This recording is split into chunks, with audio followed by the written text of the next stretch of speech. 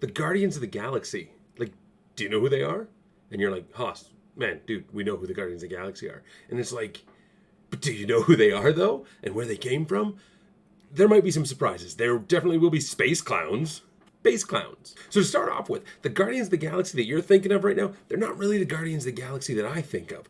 When I think Guardians of the Galaxy, this is what I'm picturing right here. That's like Charlie 27 and Martinex and Yondu. These guys debuted back in 1969 and were kind of off and on all the way. That's where the name came from. They're from an alternate dimension in the future. It's weird. Maybe one day I'll talk about it, but we're going to talk about the more well-known Guardians of the Galaxy, the ones with the video game coming out, than the movies. Groot. I'm going to talk about Groot. Let's talk about Groot, baby. Let's talk about you and me. Gonna sing a song about a guy who is a giant tree. Let's talk about Groot. I wasn't going to keep that in, but I made it rhyme. Why would I have done that? So I'm pretty sure a lot of people already kind of know this about Groot. Like, you know what I'm about to say. 1960, Tales to Astonish number 13. Maybe you didn't know that, but that's what I'm saying.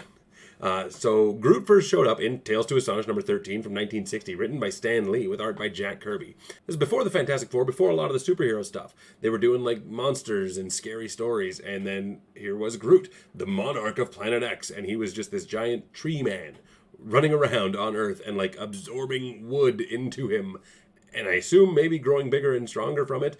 And then the humans take him down and they kill him with some super termites, enhanced termites. And Groot is dead. Oh my god, they killed Groot! And that was Groot's first appearance. There is some debate whether this was the Groot that we all know and love today. I actually kind of think it was. And I'll get to that in a minute. The next time he showed up was 16 years later in 1976 in Incredible Hulk Annual number 5. And here, like, Hulk was kind of fighting all these monsters from this time. And then kind of in the middle of that shows up Groot, and Groot's like, I am the monarch from Planet X. I'm at the Hulk. And Hulk's like, you're made of wood, man. And Hulk grabs a couple of rocks and just smashes Groot to bits until Groot is a stump. And Groot, again, is dead. Oh my god, they've killed Groot! 2 appearances, 2 deaths for old Groot, the monarch of Planet X. Maybe they're electing new monarchs every time. I don't know. But 21 years later, in Sensational Spider-Man -1, it was a flashback, and this was just a dream sequence. It was in Peter Parker's dream when he was a little boy. He had this dream that him and his Uncle Ben were out fishing, and like monsters started attacking them. And one of those monsters was Groot, the monarch of Planet X. And before Groot really does too much, he's punched through the face by another monster, and he, again, is dead. Oh my god, they've killed Groot! you bastards. 3 appearances in 37 years, and he dies in all 3 of them. And I kind of feel like writers are just like pulling from their vast knowledge and trying to like impress their friends who are other writers. Be like, oh yeah, you got Chitlock the chicken cow? Well, check this out. I got Groot, Tales to Astonish 13, baby. Then about 9 years later, there was a little mini-series called Nick Fury's Howling Commandos. And it wasn't the Howling Commandos you're thinking of. It wasn't Dum Dum Dugan and all the guys from the war. It was like monsters. It was, you know, Nick Fury's Howling Commandos. And that's what they should have called it. And maybe that's what they thought they were calling it. You can't hear a title until you say it out loud like an idiot on YouTube. And it was written by Kieth Giffen. And basically the idea was like there were these monsters. And they brought monsters in working for S.H.I.E.L.D. to track down other monsters. And eventually they come across Groot, the monarch of Planet X. And this Groot is starting to look a lot more like the Groot we're familiar with. And that series went for 6 issues and then ended. And then after that, a year later, in Annihilation Conquest Starlord is meeting all these people that he's getting together to be the Guardians of the Galaxy, the ones you're thinking of. And that does include Groot, the monarch of Planet X. That series, I will point out, was also written by Kieth Giffen. So that makes me think that that is the same Groot. And the fact that every single appearance of Groot is the monarch of Planet X kind of makes me believe that they're all one Groot. Like I said, there's debate about it for some reason. I don't think there needs to be much debate, but I welcome being wrong. Hasn't happened yet. And that's the other thing about Groot in these early appearances. Groot in his appearances over the past 40 years. His early modern appearances, Groot was actually quite eloquent. Well, eloquent for a tree. He said a lot more than just, I am Groot. He actually spoke in complete sentences and could talk, so that changed along the lines. Like many things about many of these Guardians.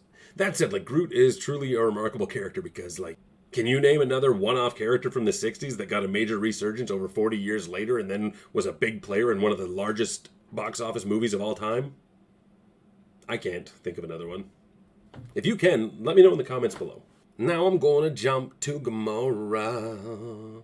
Gamora debuted in 1975 in Strange Tales number 180, written and she was created by Jim Starlin. Strange Tales at the time was an Adam Warlock book, and Gamora showed up. But first and foremost, what the heck is this thing on the cover? Calm down, 1970s Marvel. And you know what? That's not even the weirdest thing. That's not even the weirdest thing in this issue. Anyway, Gamora shows up and she's like, I'm going to kill Adam Warlock. And right off the bat, like, that's pretty much, she's introduced as the deadliest woman in the galaxy. But like, look at this thing. Look at this thing. Look, what is this thing? What is this thing? What is going on? I don't know how to react to that. But Gamora debuts. She is an assassin that works for Thanos, and she is pretty much there. While Gamora is trying to figure out where Adam Warlock is, like, Adam Warlock has been captured by these other people, and Adam Warlock is put in this mind prison thing that's literally over his head, and inside his own mind, he is fighting off space clowns. And I read that, and I looked at the pictures, and I said, these are space clowns. And I thought to myself, I said, I was not expecting space clowns. And I thought back, there's something my buddy Jakey Biscuits always says, and it's always expect space clowns.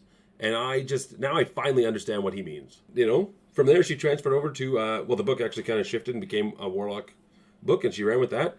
And a lot of times from then on out, when Adam Warlock showed up, Gamora was with her, and Pip the Troll as well. And Gamora kind of stayed like that. The deadliest woman in the galaxy, maintained a lot of character. More was built, obviously, throughout the years. And Gamora, being a major player in all things cosmic, was right there for Annihilation, and front and center in Annihilation Conquest, where she would eventually join the Guardians of the Galaxy. She pretty much remained consistent throughout, as much as one character can over 30 years. So you know we gotta talk about Rocket Raccoon. Rocket Raccoon visually stayed the most the same of all the Guardians, because he is an anthropomorphic raccoon.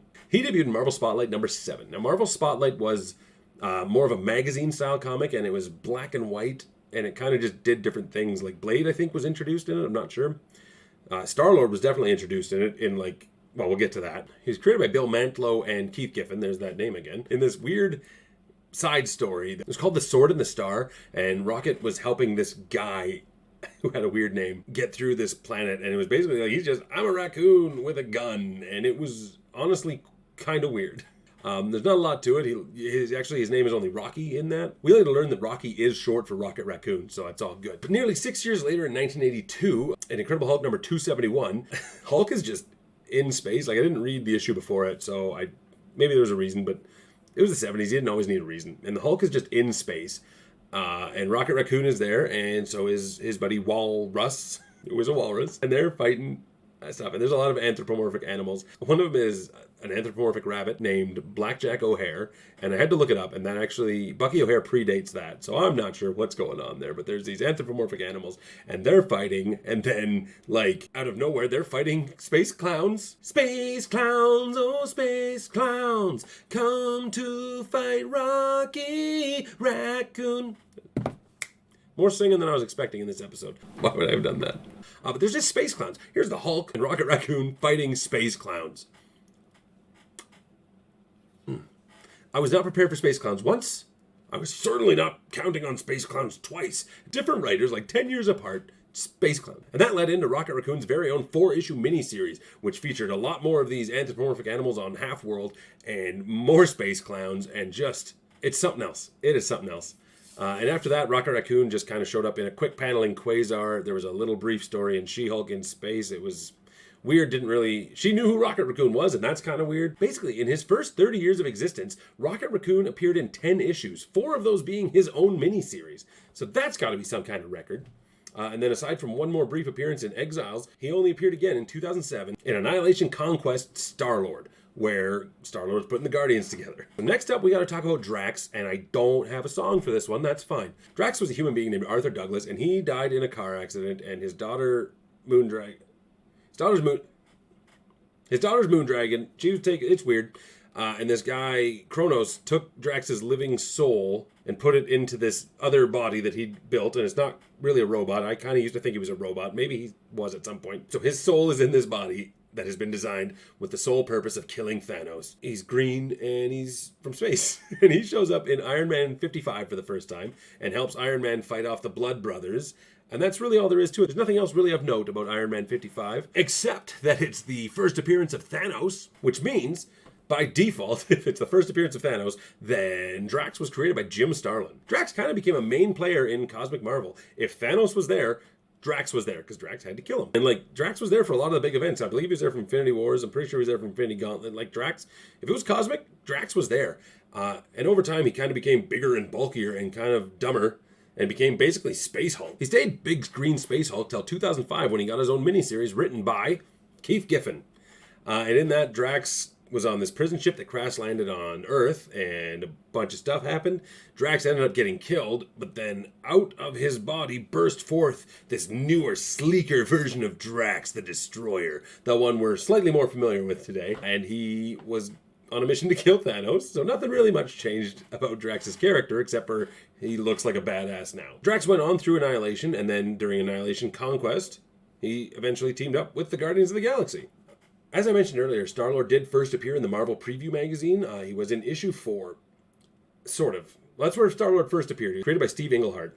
And it was kind of this story about this guy who, well, you know the story of Starlord. He had an extraterrestrial father and a terrestrial mother, and then went from there, and he flew off and became this space adventurer flying around, and he got the elemental gun and whatnot. And Chris Claremont wrote a few more of those issues of Marvel Previews and kind of solidified the character, and then some more stuff happened. That's irregardless. But that stuff all kind of happened outside of the Marvel Universe. That was a different Peter Quill. The Peter Quill we know and love, more or less, from Guardians of the Galaxy, debuted in Thanos #8, written by Kieth Giffen. And this one shows up, and he is kind of like the old grizzled war veteran. Like, he's got cybernetic stuff in his eye. He's got cybernetics kind of all over him. He's this space guy, and he doesn't really care about Earth. He never talks about going back there. He does allude to the fact that he had a past as Starlord, but he's like, Starlord's dead. I'm just Peter Quill. And like, he's this grizzled war vet, and he helps Thanos out with some stuff. And he goes on, and he's like Nova's right-hand man, like a head-up general in Annihilation. And then he's there for Annihilation Conquest, and the whole thing with that is like robots. So basically he has to get rid of all his cybernetics, and he forms the Guardians of the Galaxy. So yeah, like, he's not quite the, you know, the cocky Star-Lord we know from the movies. Like, he would evolve into that character later, but like when he first kind of made his grand re-debut in the Marvel Universe, he was this grizzled war vet. I don't know how else to say it, so I've said grizzled war vet for the 5th time just now, maybe 4th. Grizzled war vet. There we go. But yeah, he's like this older, gruffer character. Not the charming young leading man, all sassy, all Chris Pratty.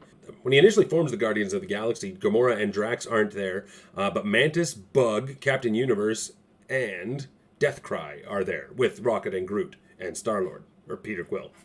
They did get their own ongoing stories written by Dan Abnett and Andy Lanning. They had the 5 characters we know: Starlord, Rocket Raccoon, Groot, Drax, Gamora, but they also had Phyla-Vell, Quasar, and Adam Warlock with them. And that series would go on. It was actually a really fun series. And it kind of paved the way. Like, obviously, it became very popular, and that is why we were able to get the Guardians of the Galaxy movie that we did get. But then once that movie came and was the big hit that it was, a lot of the character traits from the movie were rolled back in and kind of reconstituted the characters. Starlord, most noticeably. He became a very different character. He got the face. He had a face shield, but it was a different face shield. Anyway, just thought maybe before you play Square Enix's Guardians of the Galaxy game, you might want to know who the Guardians are and where the heck did they came from and what is up with the space clowns. Anyway, please, if you enjoy this, like it, comment on it, subscribe on it, and come back next time for more comic book shenanigans with old Hossy Pants.